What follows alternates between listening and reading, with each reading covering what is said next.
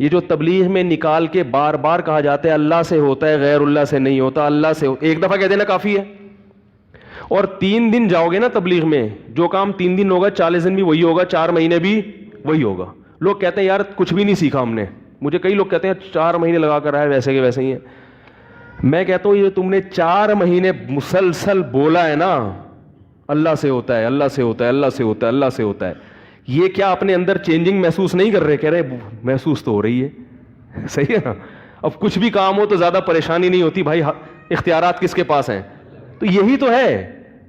تو جب آپ اہل باطل کو سنیں گے 1 دفعہ 2 دفعہ, ابن تیمیہ ایسا تھا, اشرف علی تھانوی گستاخ تھا, فلانا یوں تھا, فلانے کا تو یہ کتاب صفحہ نمبر, فلانے نے تو یہ تھا, بابا تھا, فلانا کیا بولوں میں مسجد میں بیٹھ گئے ٹھیک ہے نا, فلانے کو تو رفع الیدین سے ذاتی چڑ ہے, فلانا تو بخاری کا منکر ہے, میں ہوں بخاری, میں ہوں مسلم.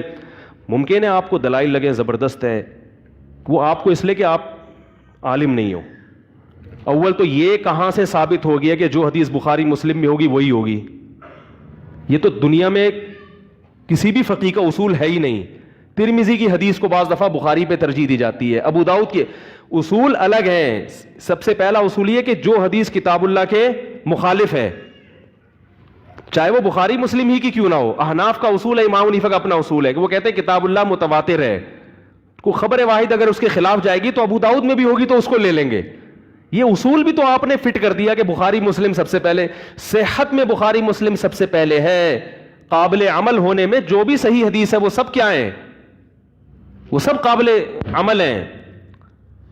تو ہر محدث کے اپنے اصول ہیں, ہر فقیہ کے اپنے اصول ہیں. امام مالک کا تو بالکل اصول ہی ڈیفرنٹ ہے, وہ تو صحیح حدیث اپنی کتاب میں لکھواتے ہیں اور عمل اس کے خلاف کر رہے ہوتے ہیں. ان پہ کیوں نہیں کلپ بناتے بھائی تم؟ ہے بھائی ان پہ کیوں؟ دیکھو حدیث میں آتا ہے, صحیح حدیث ہے, اذا وہ کیا حدیث ہے, المتباہعان بالخیار ما لم یتفرقا, صحیح حدیث ہے بخاری مسلم کی, اور موطا امام مالک میں بھی ہے. امام مالک کی کتاب ہے موطا امام مالک. امام مالک کہہ رہے ہیں کہ 2 خرید و فروخت کرنے والے, حدیث میں آتا ہے, عبداللہ بن عمر سے روایت ہے, کہ جب تک وہ آپس میں ایک دوسرے سے الگ نہ ہو جائیں ان کو اختیار حاصل ہے. اس حدیث کی بیس پر امام شافعی اور امام احمد ابن حنبل کا مذہب یہ ہے کہ میں نے آپ کو ایک چیز بیچی, میں نے کہا بھئی یہ میں نے بیچی, آپ نے کہا میں نے خریدی اور میں نے ہینڈ اوور کر دیا آپ کے اور میں نے پیسے لے لیے, تو کہتے ہیں جب تک مجلس برخاست نہیں ہوتی ہم دونوں کو بے فسخ کرنے کا, بولو نا بھائی, اختیار ہے. بھئی یہ کتاب پکڑو, پیسے مجھے واپس کرو. احناف کہتے ہیں کہ نہیں, اختیار حاصل نہیں ہے, جب بے ہو گئی تو ڈن, اب کسی کو بھی فسخ کرنے کا اختیار حاصل نہیں ہے. ممکن ہے آپ کیچڑ اچھالو یا اندھے مقلد فلانا مقلد, لیکن سوال پیدا ہوتا ہے موطا امام مالک, جس امام مالک نے لکھی, انہوں نے تو یہ حدیث لکھی ہے مگر پھر بھی اس کے خلاف فتویٰ دیا ہے. وہ کہتے ہیں کہ اختیار حاصل, بولو نا بھائی, نہیں ہوگا. تو اس طرح کے سینکڑوں مسائل ہیں جس میں امام مالک نے اپنی لکھی ہوئی حدیث کی مخالفت کی ہے. آپ ان کے خلاف کبھی بھی کلپ بازی نہیں, کیونکہ آپ کو بخاری کی درجنوں حدیثوں سے ہاتھ دھونے پڑ جائیں گے. تو یہ کام اب آپ نہیں کرو گے, آپ کی نسل میں جو پیدا ہونے والا آپ کے روحانی اولاد ہے نا, وہ 2 قدم آگے جا کے امام مالک کے خلاف بھی کلپ بنائے گی. ابھی تو صرف امام ابو حنیفہ آپ کو ملے ہوئے ہیں یا حنفی ملے ہوئے ہیں, کیونکہ بر صغیر میں حنفیوں کا زور ہے. لیکن کل آپ کی, اور بخاری کے راویوں پر آپ ہاتھ نہیں ڈالتے کہ بخاری سے بھی ہاتھ دھونے پڑ گئے تو میرے پاس کلپ بازی کے لیے کتابیں ہی نہیں بچیں گی. پھر نہیں آ رہی میرے خیال بات, یعنی پھر میں رکھوں گا کیا؟ لیکن اگلا جو نسل آئے گی نا آپ کی, انجینئر اور پروفیسروں کی جو اس قسم کے ہیں, ان کی جو اگلی نسل آئے گی وہ کہے گی امام مالک کی موطا قابل قبول نہیں ہے, کیونکہ اس کا راوی معاذ اللہ معاذ اللہ معاذ اللہ فاسق ہے. متفقن علیہ صحیح حدیث اپنی کتاب میں لکھی ہے مگر اس کو فتویٰ اس پر, بولو بھائی, نہیں دے رہا. تو آپ برگلا دو گے لوگوں کو امت سے. لیکن اگر آپ نے علم پڑھا ہوتا نا کسی مدرسے میں, آپ انجینئرنگ میں آپ نے عمر ضائع نہ کی ہوتی, تو آپ کہتے کہ حدیث کو فالو کرنے کے اصول فقہا کے مختلف ہیں. امام مالک اور امام ابو حنیفہ اس معاملے میں سب سے پہلے قرآن کی آیت دیکھتے ہیں, یا ایھا الذین آمنوا اوفوا بالعقود, سب سے پہلی آیت ہے سورہ مائدہ کی، اے ایمان والو اپنے ایگریمنٹ کو بولو بھائی پورا کرو. کہتے ہیں بیع و شراء بھی ایگریمنٹ کہتے ہیں دو طرفہ. میں نے جب اپنی چیز آپ کو بیچی اور آپ نے خریدی تو یہ دونوں کی طرف سے کیا ہو گیا؟ ایگریمنٹ. وہ کہہ رہے ہیں مجلس برخاست ہونے یا نہ ہونے سے اس ایگریمنٹ کو ختم کرنے کا اختیار نہیں ہے، قرآن آپ کو پورا کرنے کا حکم دے رہا ہے. لہذا انہوں نے قرآن کو لیا اور حدیث کو رد نہیں کیا، حدیث کا ایسا معنی بیان کر دیا کہ جس سے قرآن اور حدیث میں ٹکراؤ ختم. وہ کیا ہے؟ المتباہعان بالخیار. وہ کہتے ہیں خیار سے مراد خیار قبول ہے، خیار رد نہیں ہے. کہ دو خرید و فروخت کرنے والے جنہوں نے کی تو نہیں ہے مگر کر رہے ہیں ابھی، کیونکہ جو چیز ہونے والی ہوتی ہے نا اس پہ بھی اس کا اطلاق کر دیا جاتا ہے. ان میں سے ہر ایک کو اختیار ہوگا قبول کرنے کا یا مسترد کرنے کا، جب تک کہ وہ آپس میں جدا نہیں ہو جاتے. مثلا میں نے آپ کو کہا کہ یہ چیز میں نے آپ کو بیچی، تو آپ اسی مجلس کے اندر تو قبول بھی کر سکتے ہو رد بھی.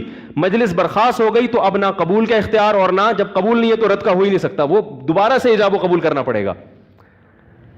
یہ بھی تعویل کی اور بھی کی ہے، مگر وہ تعویل کیوں کی جا رہی ہیں؟ تاکہ قرآن کی آیت بولو بھائی. اور اس زمانے میں فتویٰ امام مالک اور امام ابو حنیفہ ہی کے قول پر ہے خرید و فروخت کے معاملات میں، کیونکہ اگر اس پہ فتویٰ نہ دیا جائے تو خرید و فروخت کے ایگریمنٹ پھر چل ہی نہیں سکتے. اسٹاک ایکسچینج میں جو شیئرز کا کاروبار ہوتا ہے اس میں اگر مجلس بدلنے کے بعد رد کا اختیار دے دیا جائے تو اسٹاک مارکیٹوں کا پورا کاروبار کیا ہو جائے گا؟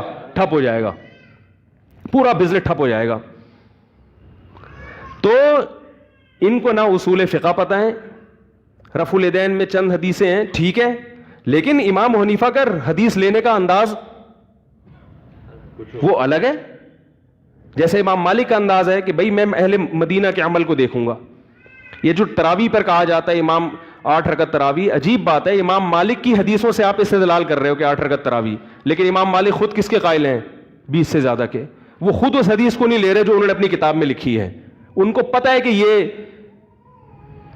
یہ حدیث تراویح کے بارے میں نہیں ہے، یہ تہجد کے بارے میں، اور جو تراویح کے بارے میں وہ روایت ضعیف ہے. یہ تو میرا بھی ٹاپک نہیں ہے، میں اس پہ انشاءاللہ اس رمضان سے پہلے پوری ویڈیو ریکارڈنگ کرواؤں گا. تو میں آپ سے عرض کر رہا ہوں کہ اللہ نے آپ کے گرد باؤنڈری کھینچ دی ہے، اس سے آگے آپ کو تحقیق کے لیے جانے کی اجازت نہیں ہے. ہاں میں مسلکی اختلاف سے نہیں وہ کہہ رہا آپ کہ اپنے ہی مسلک کے لوگوں کو سنو. آپ جو فقہا جو اسلام کے بنیادی حقوق یعنی جو اسلام کی بنیادی تعلیمات ہیں نا ان کے اندر اگر کوئی اختلاف ہوتا ہے تو وہ پھر وہ گمراہی والا اختلاف نہیں. رفع الیدین یا ترک رفع الیدین کا اختلاف یہ اسلام کے اندر کا اختلاف ہے. اس میں وہ گمراہ نہیں ہے جو رفع الیدین کر رہا ہے یا نہیں کر رہا، وہ گمراہ ہے جو دوسرے کو کیا کہہ رہا ہے؟ غلط کہہ رہا ہے، اپنی دلیل کو دلیل مانتا ہے اور دوسرے کو بیوقوف سمجھ رہا ہے. تو اس کے پاس وہ کیا ہے؟ وہ کس پہ آ رہا ہے؟ وہ غلو کر رہا ہے، کیونکہ یہ صحابہ کرام سے چلا آ رہا ہے تواتر کے ساتھ، ترک رفع الیدین بھی اور رفع الیدین بھی. تو جب صحابہ میں اتنے بڑے مسئلے میں اختلاف ہو گیا، بعض لوگ کہتے ہیں نہیں صحابہ سے ثابت نہیں ہے، میں بھی پھر دلائل دوں گا تو موضوع چینج ہو جائے گا. تو قصہ مختصر یہ کہ میرے بھائی آپ کو جو ایک اللہ نے باؤنڈری کھینچی ہے اس باؤنڈری سے باہر نکلنے کی اجازت نہیں ہے. رسول اللہ صلی اللہ علیہ وسلم صرف کتاب نہیں دی ہے، آپ نے قرآن کے الفاظ دیکھو وَيُعَلِّمُهُمُ الْكِتَابَ، نبی صحابہ کو کتاب سکھائیں گے. تو صحابہ جو عربی جانتے تھے، قرآن کے حافظ تھے، انہوں نے قرآن سیکھا، سینہ بسینہ سیکھا ہے، پڑھ کے صرف پڑھ کے نہیں سیکھا.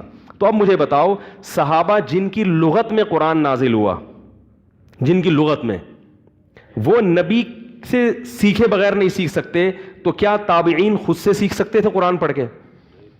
بولو نا بھائی، کیا تابعین نہیں سیکھ سکتے تو کیا تبع تابعین سیکھ سکتے تھے؟ تو پتہ یہ چلا کہ یہ جیسے قرآن تواتر سے ہاتھوں میں چلا آیا ہے تو تعلیم قرآن اور قرآن سمجھنے میں حدیث بھی داخل ہے. جب ہم قرآن کی بات کرتے ہیں تو حدیث کے بغیر قرآن سمجھ میں نہیں آتا. تو قرآن اور سنت ان کی تعلیم سینہ بسینہ چلی آ رہی ہے. کوئی بھی شخص جو اپنے آپ کو عالم کہتا ہے میں مجھے آتے ہیں، تو وہ پیش کرے گا کہ کس نے اس کو مسند پہ بٹھایا ہے، کون ہے اس کا استاذ جو گواہی دیتا ہے کہ میں نے اس کو پڑھا لکھا کے عالم بنا دیا ہے، مفتی بنا دیا. اب یہ بھی محقق ہے، یہ بھی لوگوں کو کیا بتائے گا؟ مسائل. تو آپ اپنے کسی روحانی باپ کا نام پیش کریں اور اس روحانی باپ کے لیے پھر آپ کو سند پیش کرنی پڑے گی اس ابا کو کس نے بیٹا بنایا. نہیں یاری بات میرا خیال ہے. پھر جس دادا کا حوالہ، پھر اس کا روحانی ابا، پھر اس کا روحانی ابا. یہ سلسلہ محمد صلی اللہ علیہ وسلم تک جو نہیں پیش کر سکتا اس کو فروعی مسائل یا علمی باتیں یوٹیوب پہ آ کے کرنے کی شرعاً اجازت نہیں ہے، اور نہ علماء اس کے مکلف ہے کہ اس کی فضولیات کا بیٹھ کے جواب دے کر اس کو اتنی عزت دے کہ آئیے ہم آپ کو سمجھاتے ہیں یا آپ کی ان بات کا جواب. وہ اہل ہی نہیں ہے اس کا. اگر کوئی سند نہیں پیش کر سکتا اپنی، اور جتنی سندیں پیش کی جاتی ہیں اس میں سارے ہم لوگ آ رہے ہوتے ہیں آگے جا کے، سمجھ میں آ رہی ہے بات؟ وہ سب کون آ رہے ہوتے ہیں؟ ہمارے باپ دادے آ رہے ہوتے ہیں سارے آگے، جن کو آپ گمراہ کہہ رہے ہو. تو یہ مارکیٹ میں چل رہا ہے آج کل، یہ چل رہا ہے. اللہ کرے مولانا طارق جمیل صاحب سے کچھ سیکھنے کو مل جائے حضرت کو، اور کچھ اخلاق اچھے ہو جائیں، اور چھوڑ کے پنکھے ونکھے لوگوں کے صحیح کرنا جو ان کا کام ہے وہ شروع کر دیں وہ. اور اگر عالم بننا ہی ہے تو کسی یونیورسٹی میں، مدرسے میں باقاعدہ ایڈمیشن لیں، پراپر پڑھیں، پھر آپ آئیں بیٹھیں. یہ کوئی ٹھیکیداری نہیں ہے کہ ہم ہی اس کے وہ بیٹھ کے ممبر پہ. آپ کو بھی ہے، جیسے ہمارے 2 ہاتھ ہیں 2 ٹانگیں آپ کی بھی ہیں، تو آپ تمیز سے کسی سے مولانا طارق جمیل صاحب سے ہی پڑھ لیں. پھر پڑھ کے آپ بے شک ان سے اختلاف بھی کریں. ہم بھی تو حضرت مولانا طارق جمیل صاحب سے بہت سی چیزوں میں اختلاف کرتے ہیں، وہ تو علماء کرتے ہی ہیں. حضرت جو یہ کہتے ہیں کہ ابراہیم علیہ السلام کے والد نہیں تھے، وہ چچا تھے، میں اس چیز کو نہیں مانتا. آزر ابراہیم علیہ السلام کے والد تھے، قرآن سے بالکل متواتر دلائل سے یہ بات ثابت ہے. تو یہ تو اختلاف چلتا ہے. لیکن کون اختلاف کرے گا؟ جو اختلاف کا اہل ہے. جو اہل نہیں ہے اس کو ایسے ہی ہے جیسے میں جا کے بولوں کہ جی وہ ایک کلینک میں جو ہڈی کا اسپیشلسٹ ہے اس نے کہا کہ اس کا جوائنٹ میں یہ اسٹیل کی راڈ ڈلے گی، میں کلپ بناؤں کہ میرا ان سے کیا ہے اختلاف ہے. وہ کہے گا تو کون ہے بھائی تیرا ہم سے اختلاف ہے؟ تم کون ہوتے تمہارا ہم سے اختلاف ہے؟ تو پھر آپ کہیں گے ہم بھی تو ٹانگ اڑاتے ہیں ڈاکٹروں کی فیلڈ میں، تمبے کی چربی کھاؤ اور فلانا. تو یہ ایسے ہی ہے جیسے کوئی کسی کو 5 نمازوں کا مسئلہ بتا رہا ہو. اس کے لیے عالم مفتی ہونا ضروری نہیں ہے. تو سب جانتے ہیں ختم نبوت ہے، 5 کامن چیزیں ہیں نا. تو ایسے ہی جو نیچرل چیزیں ہیں، خوراک ہیں، جو اللہ نے تمہارے لیے دمبے میں اتنی بڑی گھی کا ڈبہ لگایا ہے، اس کے لیے ڈاکٹر سے پوچھنے کی ضرورت نہیں ہے.